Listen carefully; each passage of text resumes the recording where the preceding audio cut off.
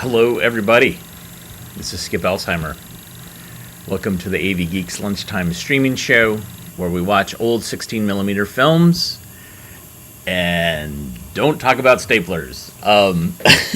So, April Fools, that's what yesterday's show was Stapler Geek. Those indeed are all my staplers, except for the ones that were Katrina's. And all those staplers are ones that I've used over the years for different projects. So, this is all from a power. I went to a retreat with a bunch of old friends of mine, and we had a PowerPoint party where we all did presentations about things based on our interests or whatever, and they were all pretty great. One was somebody did Return to Salem's Lot. They wrote about that. Somebody wrote about their bathtub routine and how they use that as kind of a meditation thing. Somebody wrote about one of the smallest islands that is inhabited. Somebody wrote about backgammon's popularity in the early 20th century. And of course, I did about staplers. Anyways, thanks for watching that, and thanks for your kind donations for what I rewatched some of it last night, and oh boy, that guy. But I should say that Old Radios, who's one of our commenters, basically used AI as he is wont to do, and created this newspaper thing with a doppelganger of me, which kind of creeps me out a little bit. But behind that doppelganger of me is a bunch of staplers. So kudos for that, for making me go, ugh. But anyways, we're here to watch 16mm films. That's what we do. I have a scanner behind me somewhere, right there. And we scan our 16mm film collection, and we show them to you. And what I really want to know is, must we have all this noise?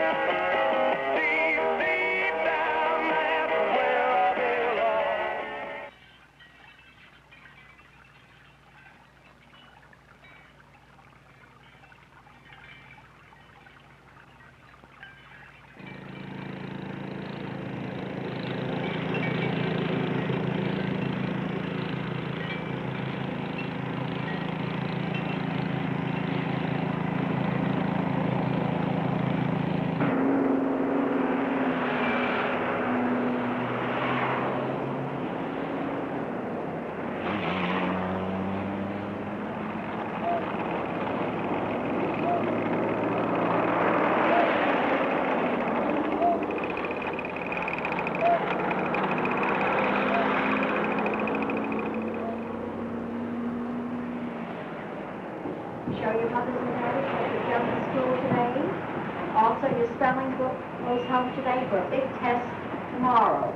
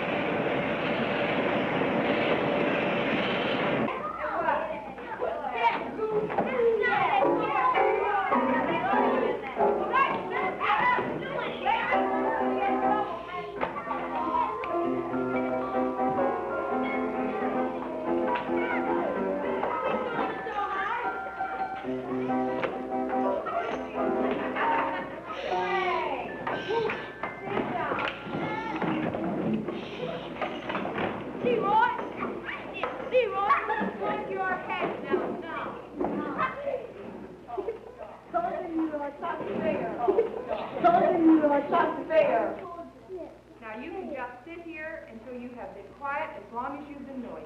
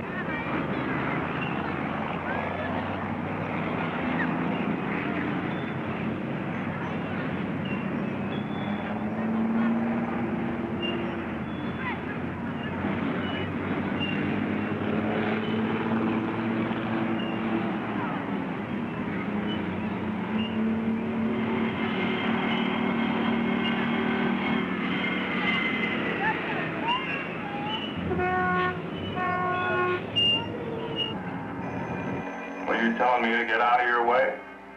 I'm asking you, mister. Well, I'm not asking you. Get out of his way. Will someone please take the telephone? What do you got to back you up? Telephone!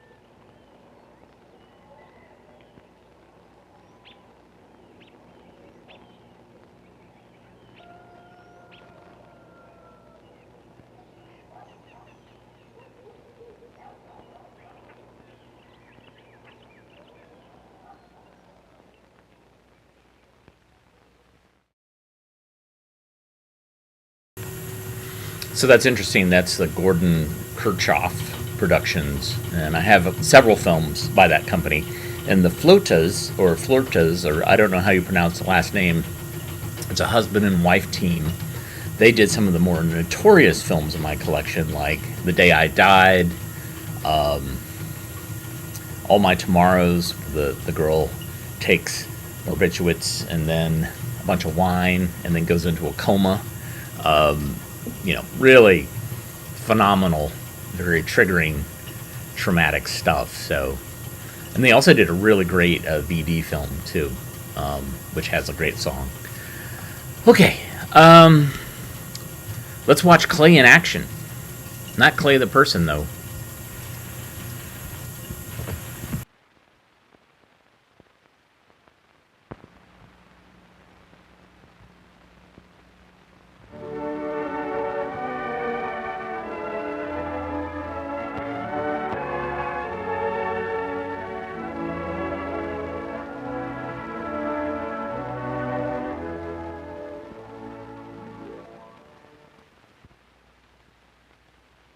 The sculptor is ready to begin his work. Different types of sculpture require different types of armatures to hold the clay. Any sturdy upright on a heavy base will serve for modeling a portrait. The cross pieces keep the clay from slipping.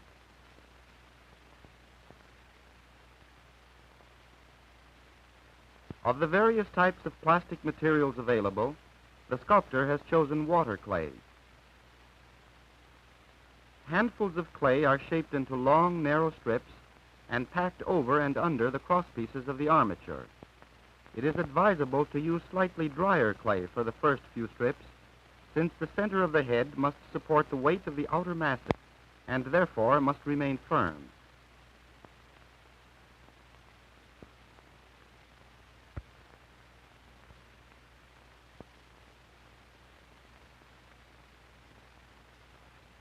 With a wooden mallet, the clay is packed and shaped at the same time.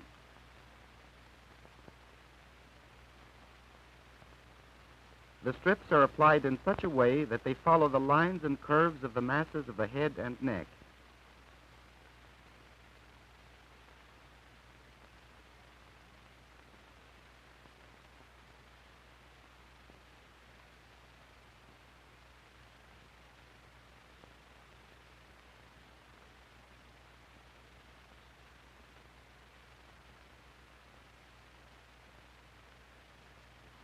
The sculptor has completed a preliminary three-dimensional structure consisting of skull, face, and neck, upon which all the later work will be done.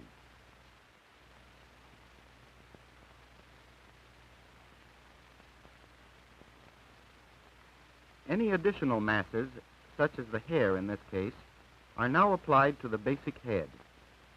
The hair strips are made to follow as much as possible the natural direction of hair growth.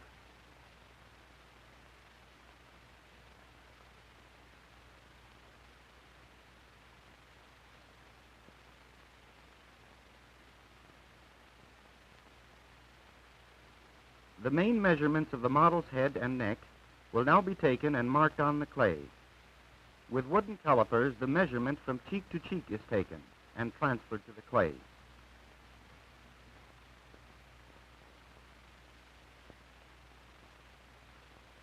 The length of the face from hairline to chin is measured with the calipers and in the same way transferred to the clay. Similarly, other essential measurements are made.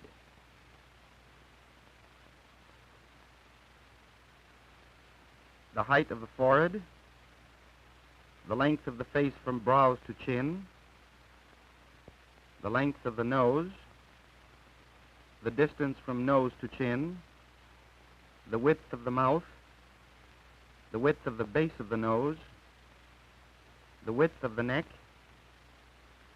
the depth of the skull at the forehead. These and many other measurements are taken and cut into the clay.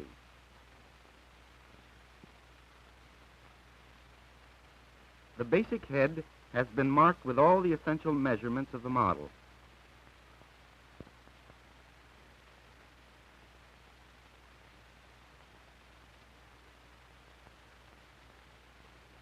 Along the indicated measurements, the clay is carved into flat surfaces or planes which correspond in a general way with the features of the model. The impatient beginner often wants to omit this important operation and go directly to the modeling of the forms. But he will learn that cutting the planes leads him to a more careful study of the model, helps him to keep the parts in proper relation to the whole, and gives him greater control over his work.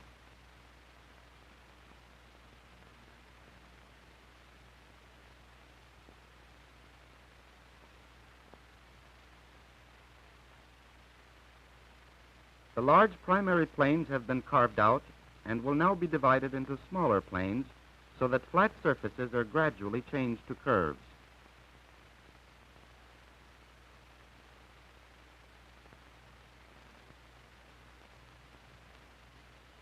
Pieces of clay will be added in some instances, as in the case of the eyes. Larger forms will have to be cut down.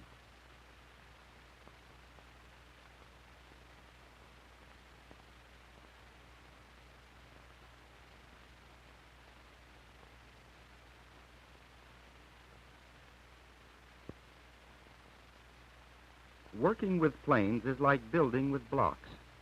Block is built upon block until a solid, well-organized structure is achieved.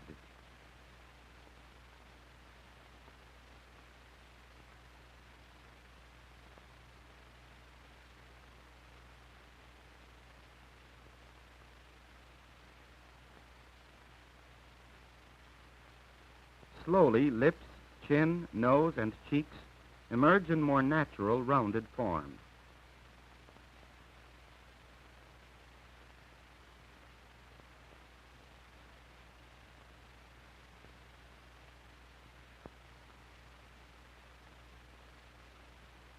Both large and small forms have now been produced, but the planes do not yet flow smoothly into one another.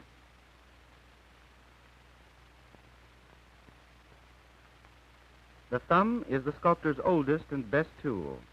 With it, he blends the planes smoothly together by removing the edges where they join. The shapes and forms produced in previous operations are made to flow continuously from surface to surface.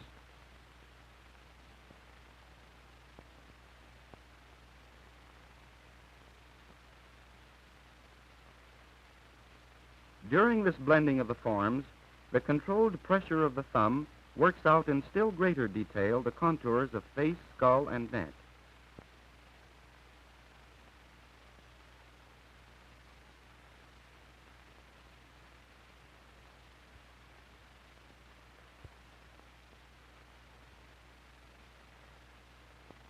Each feature keeps its independent form, but at the same time relates itself to the whole head. As he works, the sculptor moves quickly from part to part, keeping each at the same level of completion.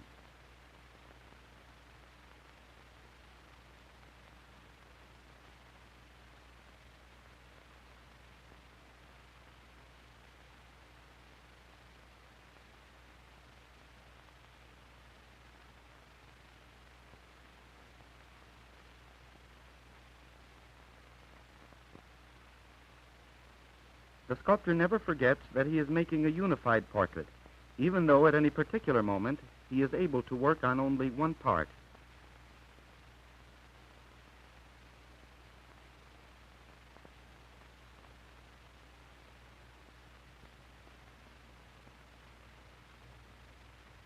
Frequent wetting of the thumb helps it to move more easily over the clay by preventing clay particles from sticking to it.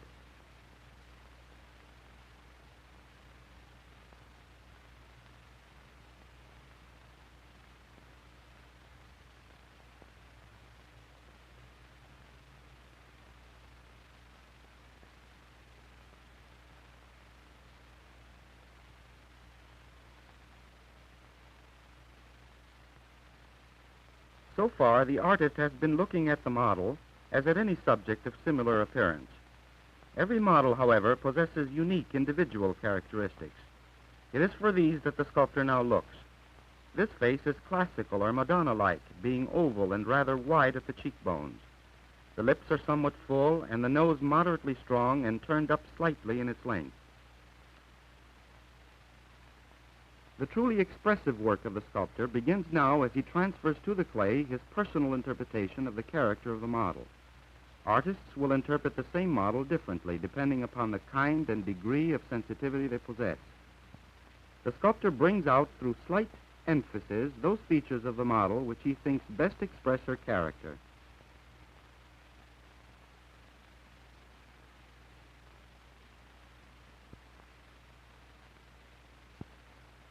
The lips are made more full.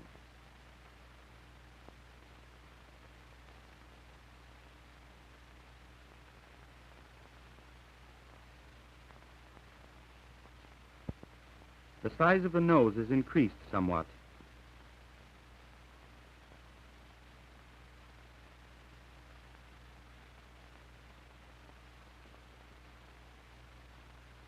The oval shape of the face is emphasized.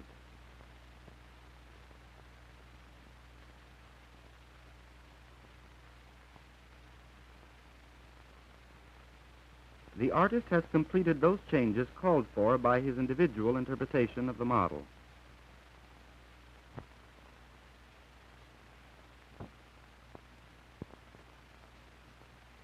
Every piece of sculpture requires its own particular type of surfacing. The face of a young woman suggests a delicate skin texture. This is produced by lightly working the wet thumb over all the forms.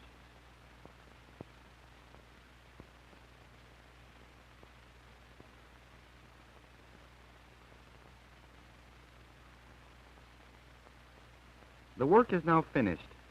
The result of the sculptor's efforts is not a mechanically faithful copy of the model, but a fusion of her external appearance with her essential personality as it is felt and expressed by the artist.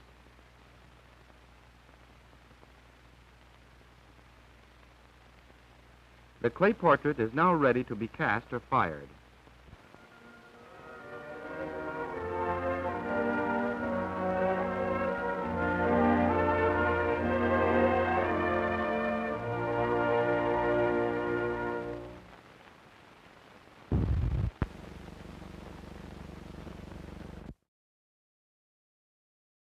So it's kind of meditative to listen to that guy talk.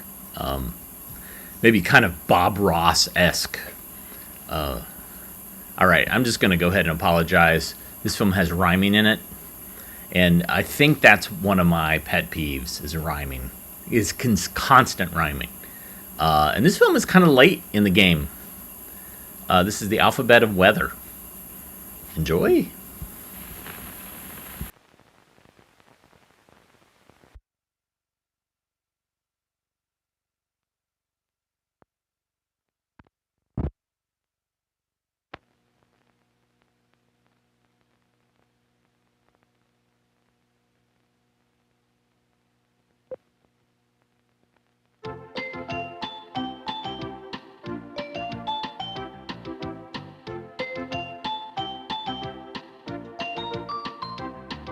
These letters of the alphabet will make you dry or make you wet. You'll see the clouds and watch them grow. You'll feel the wind and hear it blow. You'll see the sky. It might be blue or dark with clouds as storms move through. The sun may shine, or it may not. You may be cold. You may be hot. So from these letters, all together, here comes an alphabet of weather. A is for air. That's everywhere. Can't know it's there. Animals need air, and plants do too. That's probably not a surprise to you. But there's one special thing you might not know about it.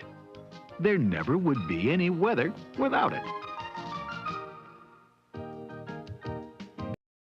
Is for balloons that help scientists know how fast and which way high winds blow. They send the balloons up into into the sky higher than birds or airplanes fly. And what they find out helps them say what kind of weather is coming your way. See clouds, all puffy and white, that hide the sun when it's shining bright. But do they always look like that? No, just some clouds are, and others are flat. And white clouds don't always stay that way. Sometimes they darken and change to gray. Clouds are pretty passing by, making pictures in the sky.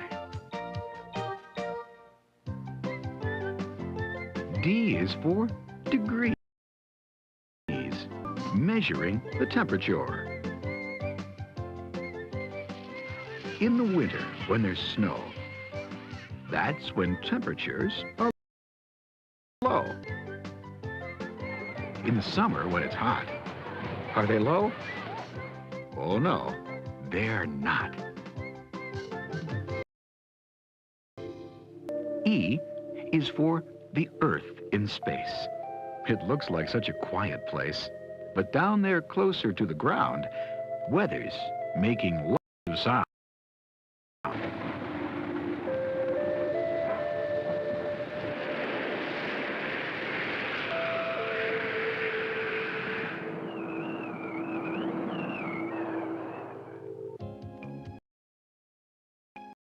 For fog. What's a fog? Do you know? It's just a cloud that is down too low. G is for greenhouse. It's glass, that's true. That's why it can let the sunlight through. The sun warms whatever's there. It warms the soil and plants and air. It warms each little seed and sprout. And the warmth get out. Our Earth's a kind of greenhouse too. The air lets all the sunlight through. Light warms the earth below. It warms the world and the things that grow.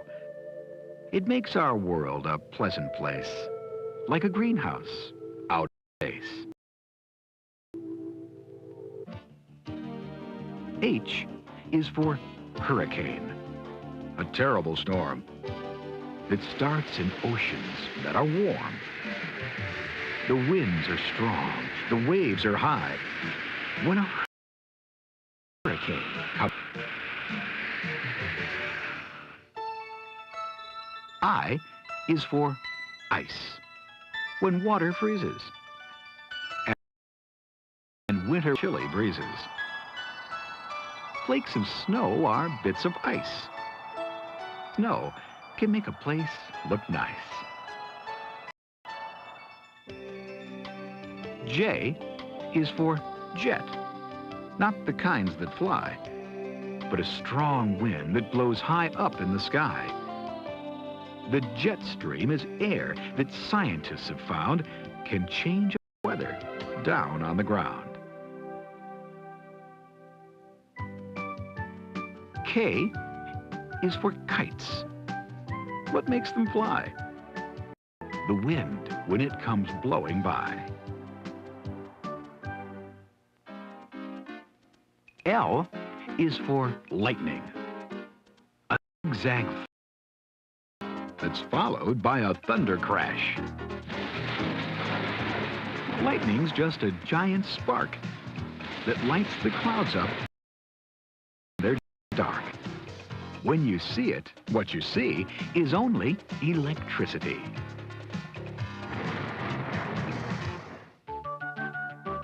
M is for meteorologist. Is that a... Many of them all work together to study and predict the weather. Will it rain? Will it snow? A meteorologist should know. N is for news. Sometimes you'll see news of weather on TV.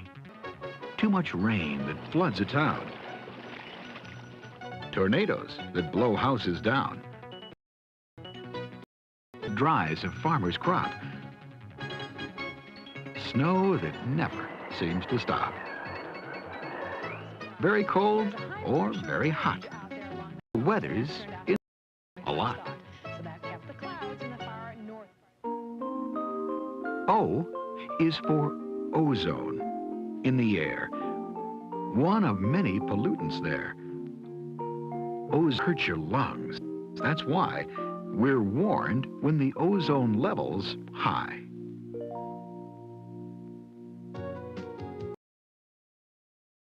Or precipitation. A long, hard word that means the same as some easy words you've heard. What's precipitation? Rain. What's precipitation? Snow. Those are words you know. So next time that it's raining and you're on a vacation, surprise the people that you're with and say precipitation. Q is for quickly. What's really strange is just how quickly weather changes. It may start out being a sunny day, when suddenly clouds are on the way, and weather that was clear and warm has quickly turned into a storm, and everything is dark, and then the weather starts to change again. The clouds move off, the sun shines through, and quickly all we'll see is blue. R is for rainbow, that colorful sight that we see while it rains and the sun shines bright. S is for smog, that's smoke and fog. The two together are not nice weather. T is for tornado, a whirling cloud that twists and spins and is terribly loud.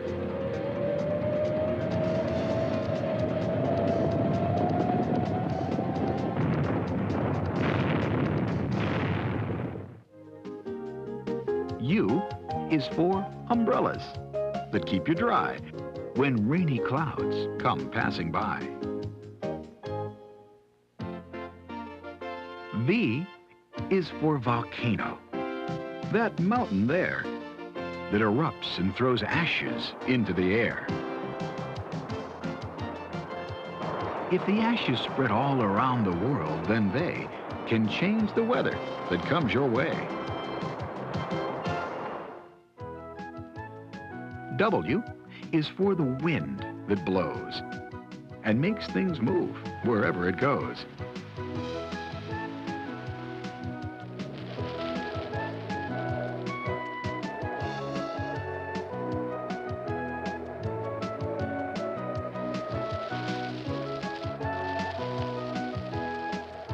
It blows across the open sea.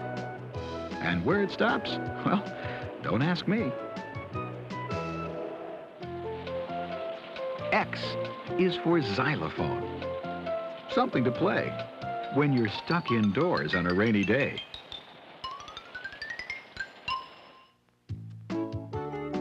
Y is for yawl, a sailboat. Like other sailboats afloat, a yawl depends on the wind to blow and fill its sails that makes it go. Let's watch some yawls and boats like these that sail along on a steady breeze.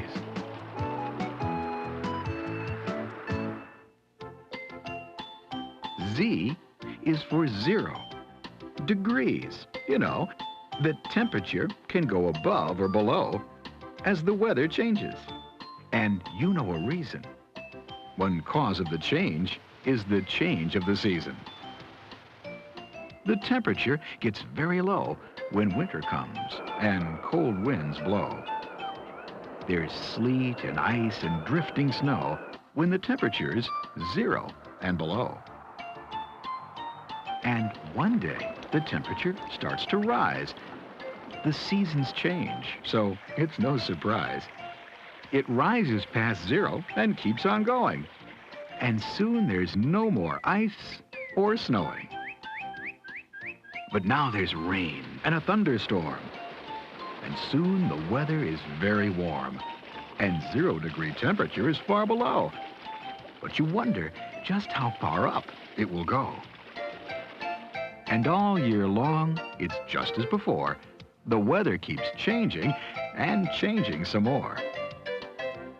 But you've seen a lot of the changes to see through all of the alphabet from A to Z. We took all the letters and put them together, and we've had an alphabet all about weather.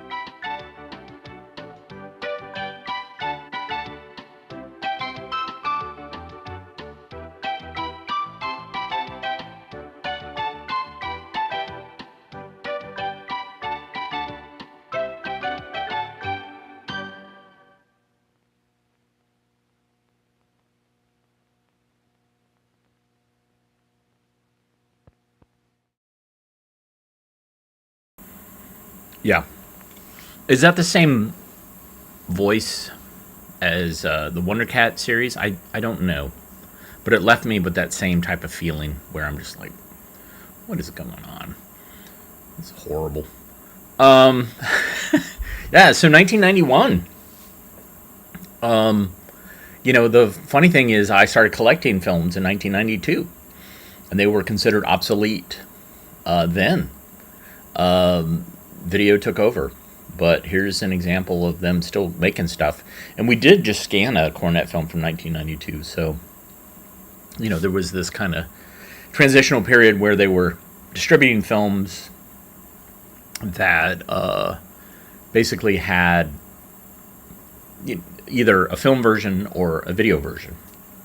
And what you can see in some of the 90s films is that they actually shot everything on video, edited it, put titles on it, then they bumped it as a kinescope to film because there was that, they were trying to reach both markets. But yeah, 91, 92 is kind of late in the game. We see a significant drop-off in educational films. Not videos, but films. All right, do I want to show this to you? I don't know. I don't think so. I want to reward you, maybe. I was going to show you a geography film, but, you guys need something not so horrible. So I'm looking here. We are programming live. All right, here we go. Puppets. Enjoy.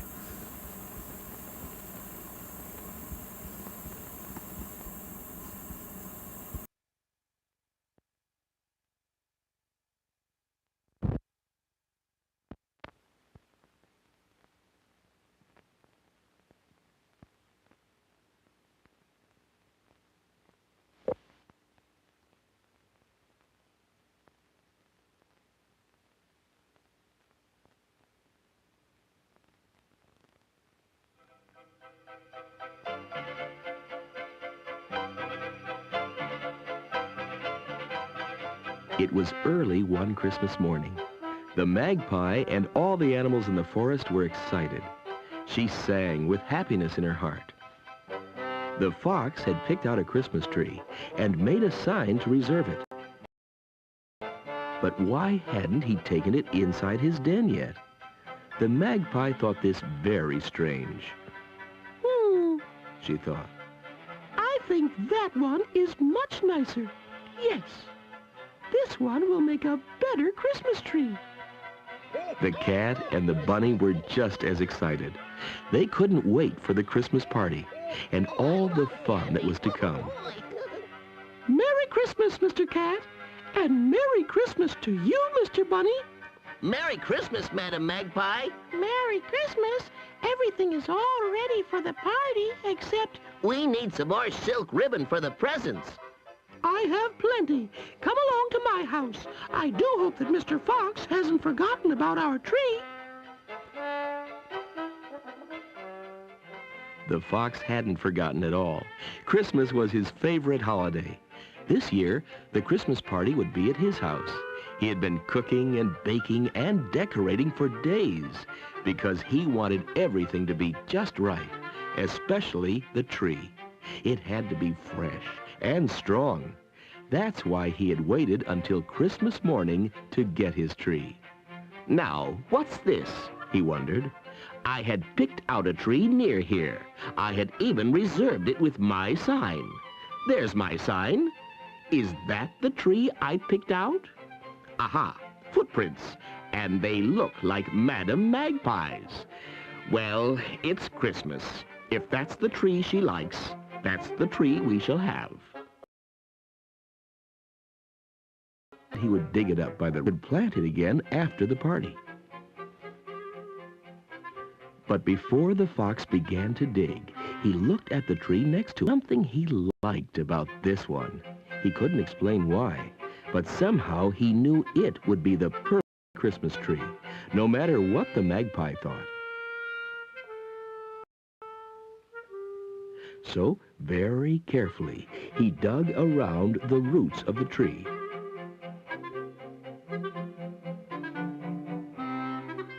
He dug through the snow and the hard frozen ground. But suddenly he stopped. He thought he heard a strange noise. There, underneath the tree, was a little chipmunk. Hey, who's that waking me up? Who are you? What are you doing here? Sleeping. I spend the winter under the ground in a nice cozy hole, but it doesn't look like spring. I'm sorry I woke you, little friend. I just wanted to dig out this tree for our Christmas party. Christmas? The little chipmunk, who had always slept through the winter, didn't know anything about Christmas. He had never even seen snow. All he knew was that he had been awakened out of a deep winter sleep, and he was hungry. The fox tried to explain how wonderful Christmas was and why it was his favorite holiday. But as the chipmunk chewed on a frozen acorn, all he could think about was how cold and hungry he was. He needed to find some food. The fox felt bad that he had destroyed the chipmunk's winter home. And when he saw the hungry chipmunk frantically searching through the snow for any bit of food he could find, he said, "Wait! I've got plenty of food in my den. Why don't you come home with me?" Could I? asked the chipmunk. "Yes, come on. I'll show you the meaning of Christmas." The magpie tried to call the fox. She chirped with excitement and couldn't wait for the party that night.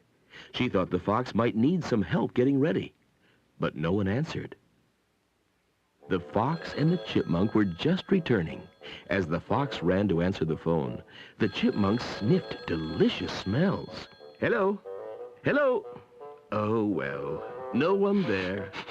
The chipmunk couldn't believe his eyes. Never had he seen such a delicious-looking table of food. The fox said he had been working very hard, preparing for the party. "Now, I know how hungry you are, my little friend, and you can have a little cake now. And then all you want tonight at 7 when the party begins." But the hungry little chipmunk couldn't stop with one little cake.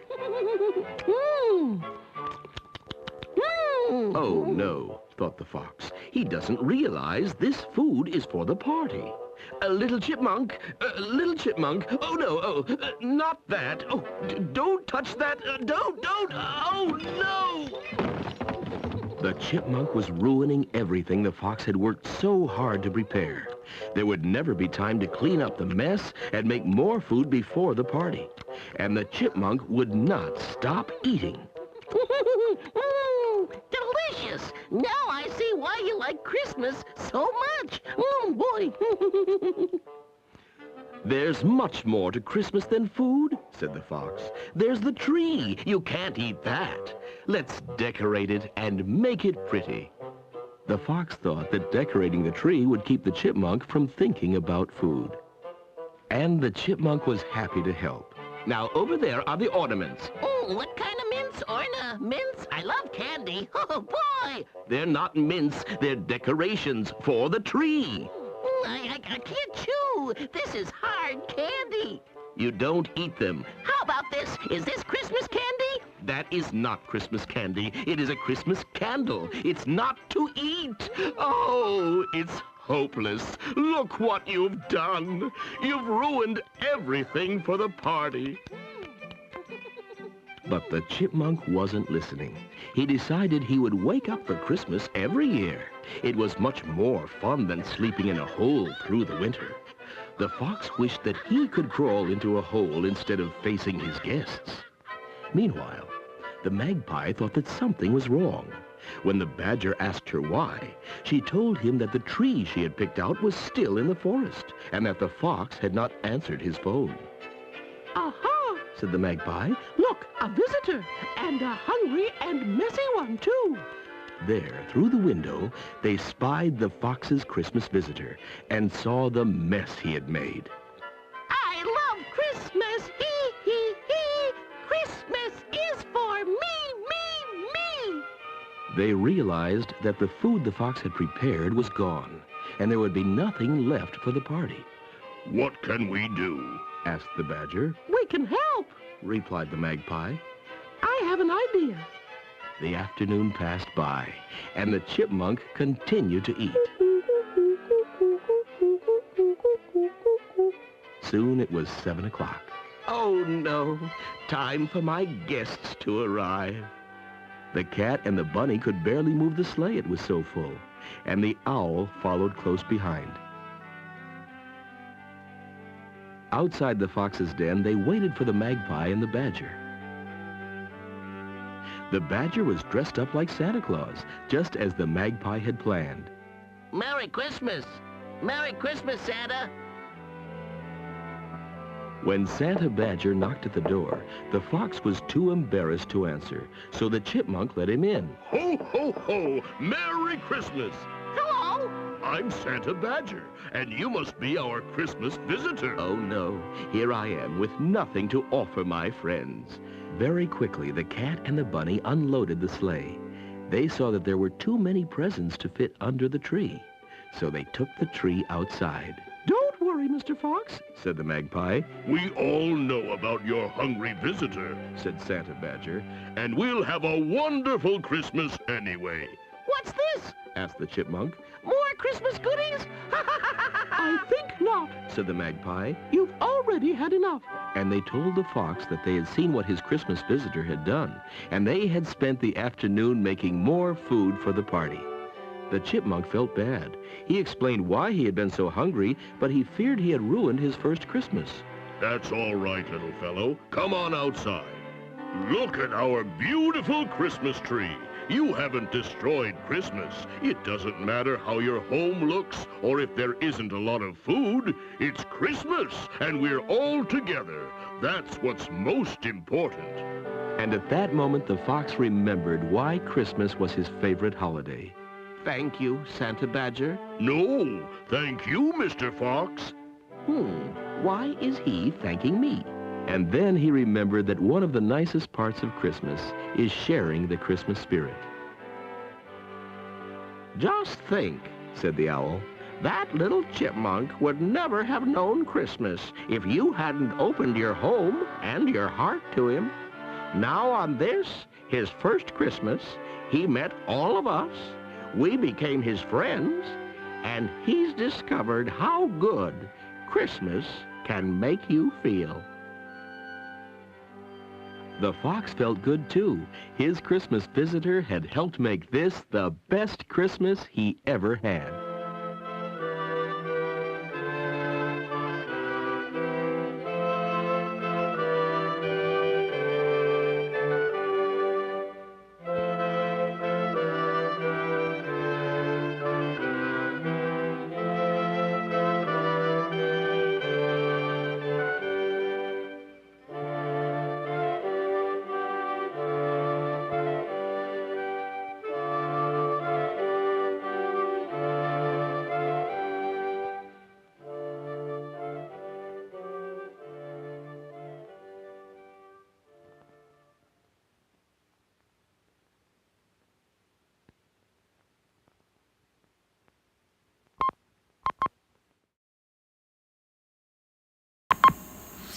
So, that was made by GDR Television. Is that German? I'm not sure. But one thing's for sure, it's cloyingly bad. Like, it really just... Those last two films, I'm sorry, they just got under my skin. And it could be that they were made later, and that's what, when films... What I found is when films came out after I was the target age, I don't cut them as much slack. If they were made for me and made during the time period that I was that age, they resonate. And then anything earlier than that also resonates for different reasons. But anything after, I just get a little, I don't know, I have some issues. And then, of course, animals celebrating Christmas drives me nuts. That just whole thing is just really annoying. Okay, here's an update. So, here is the basement at the archive. The cement floor has been poured, and there are channels for French drains so that if any moisture gets in, then it will go to sump pumps and it'll be sucked away. There will be dehumidifiers. There will be climate control. So it will be much, much better space than it was. Excuse me. So at some point, maybe in May, I don't know, we might start moving stuff back. And then we might start talking about the shelving sponsorship, which I have put some thought into, but really not enough. So we'll talk more about that at some point. But thanks for joining us today. Very much appreciate Burrow Owl. Thank you for contributing via the Super Thanks button. But another way to contribute is to give us a thumbs up, subscribe. You can also support us via ko-fi.com/avgeeks, where we will use that to buy coffee or root beer. Or more likely to pay off rental fees at the storage units that we have, of which we have 7. And we spend over $1,800 a month on storing those. That's not great. I'm not a fan. That money could go somewhere else. And so if you contribute, then you help. Also, patreon.com/avgeeks is another way to support us. But, yeah, it's great to see you. We'll be back again tomorrow. What is it, Thursday tomorrow? Yeah, it'll be great. In the meantime, have a great rest of your Wednesday, and we'll see you soon. Bye.